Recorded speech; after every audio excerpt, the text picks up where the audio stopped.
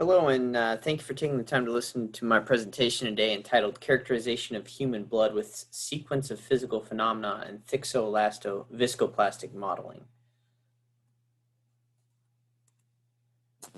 We're going to begin with the why and some of our intermediate objectives, followed by a short introduction to the complex fluid that flows through your veins and how we can characterize its rheological parameters. Then we will describe the model we used for steady state and transient data, discuss some of those results, briefly discuss LAOS, Zhao-Bowditch projections, and finally we will explore results adding in the SPP analysis.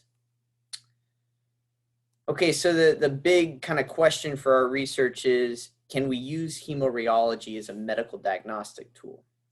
And if so, can we also use it to help better engineer drug testing devices such as organs on a chip and the testing of drugs in general? But that's the long-term goal. Before we get there, we have several intermediate objectives. Continue to build on the work of the hemorheology community to develop and refine models for steady state and transient behavior, improve existing thixotropic models, specifically with respect to large amplitude oscillatory shear, also called LAOS, visualize through mathematical models, transient flow in terms of elastic and viscous components, use the series of physical processes framework developed by Simon Rogers at the University of Illinois to map mechanical properties of blood and transient flow and correlate them to physiological properties as well as microstructure of blood, specifically the rouleau, which we'll talk about what that is in just a second.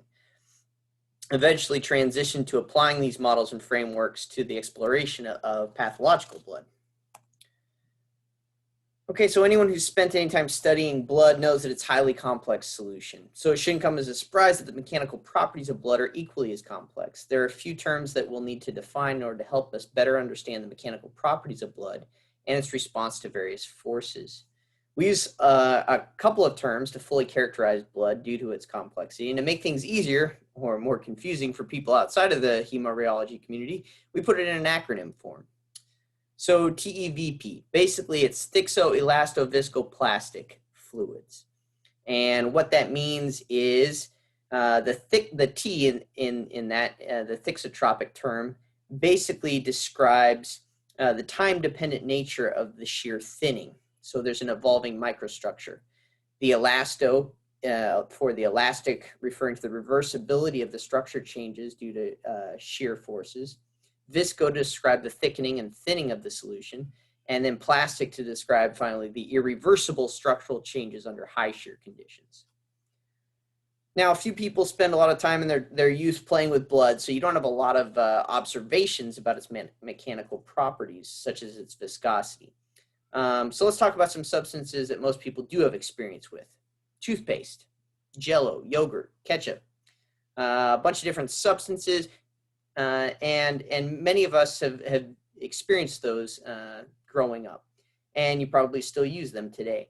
They share many similarities in terms of mechanical properties with blood, in that toothpaste, as it sits in the tube, needs a force applied to it in order for it to fall out of the tube and become less viscous, more liquid-like.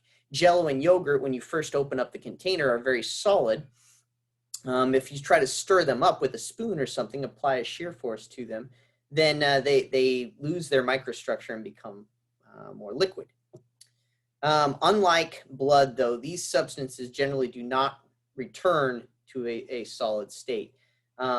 And so that's known as just a shear thinning. When we're talking thixotropy, there's a time-dependent variable whereby the blood microstructure, which primarily is formed from the stacking of red blood cells in this coin-like methodology here, which is called rouleau, that stacking reoccurs through intermolecular forces once the shear force is removed after a short period of time, several seconds. And so what happens is blood, when a shear force is applied, it will thin out, just like yogurt or Jello would.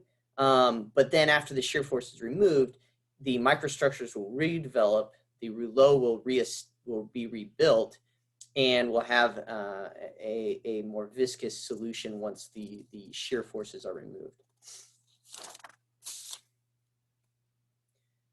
Okay, so in this study, we explored a steady state model as well as a transient framework and explored the relationship between them and the microstructure.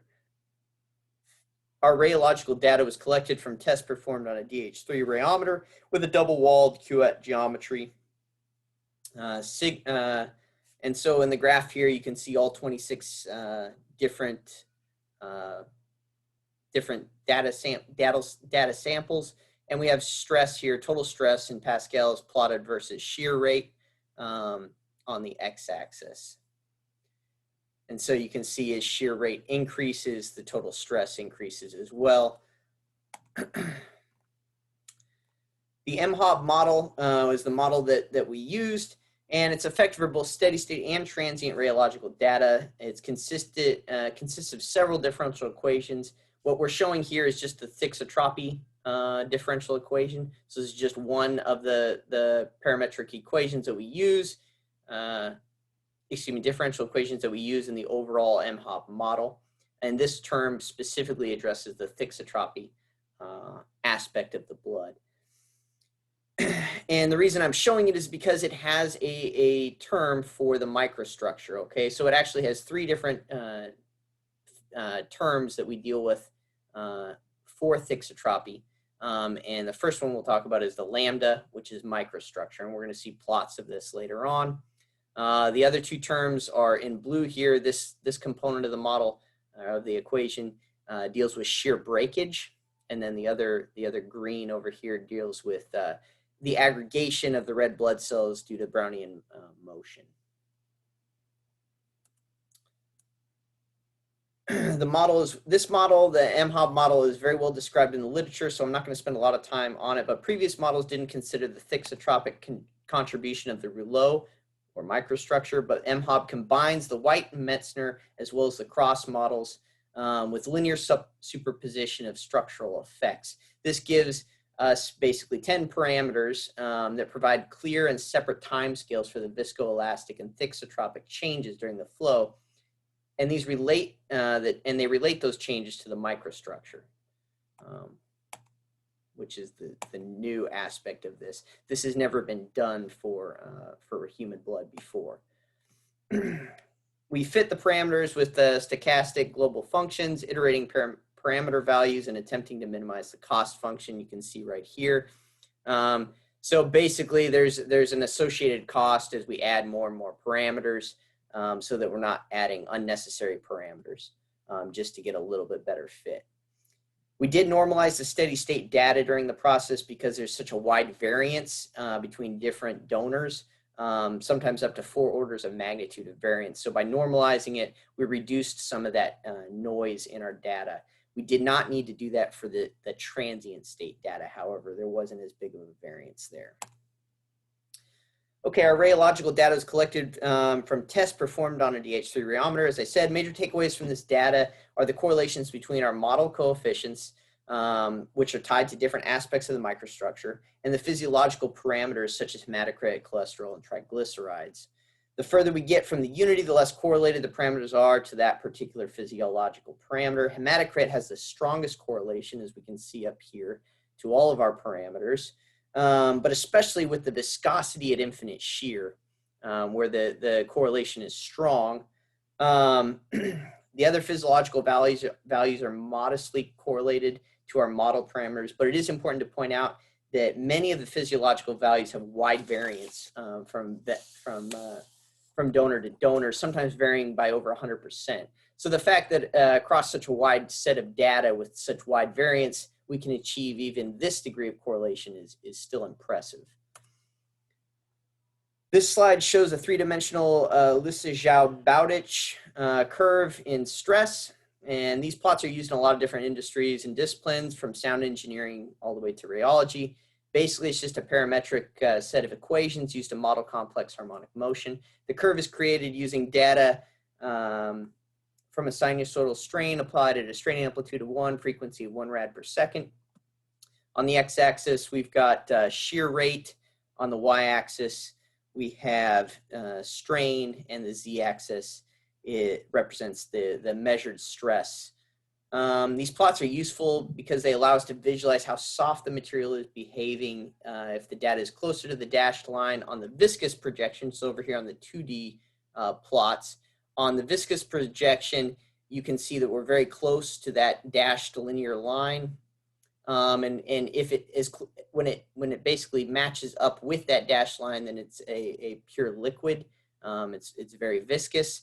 And if we were down here in the more elastic region, it would be more of a solid solution if this green line lined up with this dashed line.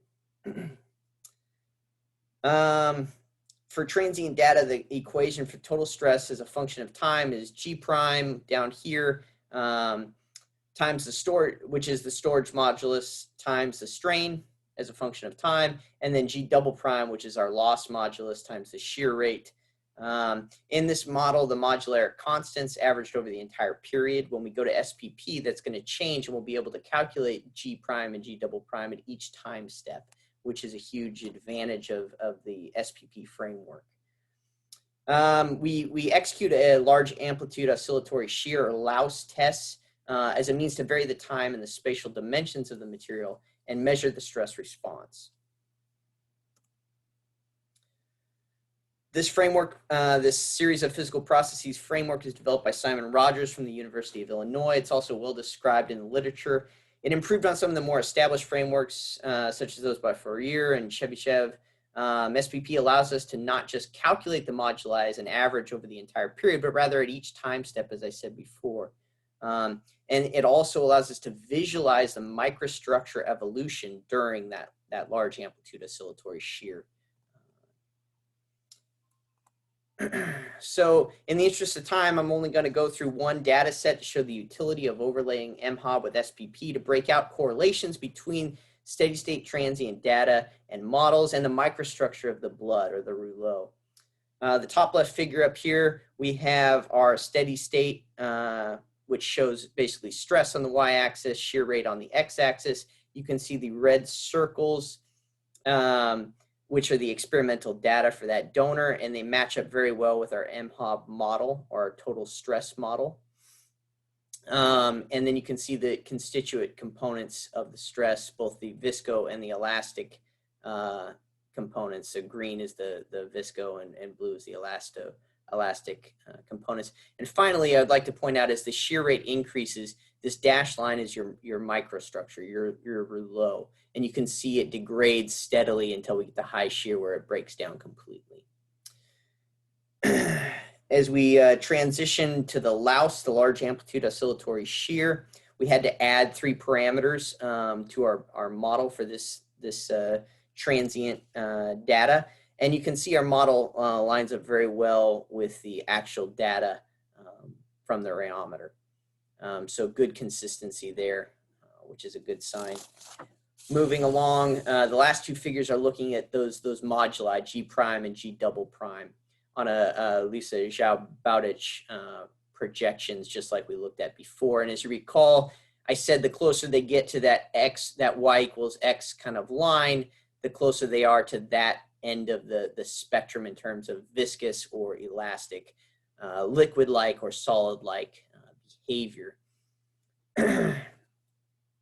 In order to draw conclusions about the structure, so we can see obviously that the blood is more of a viscous projection, and we can start to differentiate throughout the period of the large amplitude oscillatory shear, a thinning and a thickening, a softening and a hardening, as according to these color contrasts, as we change the shear rate up and down. But we can't really talk about the structure all that much without some sort of scattering data, such as light or neutron scattering, which would be a future effort. So that brings us to the last slide here, where we have our SPP framework. So on the bottom figure down here, you can see this purple line, which is basically depicting the structure as described by the model. You can see an increase or a peak, 2 of them, and those correlate with the drop in this del T function of the SPP framework, which basically says that when that drops, it's becoming more solid-like, and that correlates with a increase in the microstructure as predicted by the MHOB model. We also see G prime for the storage modulus peaking at the same point, and then the loss modulus peaks with a time lag, which is expected. The final plot we've got over here is a Kolk plot, which is just another way to visualize the data. And we don't really have enough time to go into all of that, but I can take questions on it if you would like. Future efforts, we're currently finishing up a study on aspirin and its effect on blood rheology, and we have a few other projects in the works as well. I'd like to thank all of my collaborators from the University of Delaware, Dr. Jeff Horner, Norm Wagner, and Anthony Barris, as well as collaborators at West Point, Dr. Ken Wickheiser, Jamie Reilly, Jesse Trump, Major Aaron Milner, and Colonel Armstrong, of course, and some of the cadets, Cadet Deegan, Polis, Rook, and Clark, and Dr. Simon Rogers for his SPP framework. At this point, I'll be taking questions.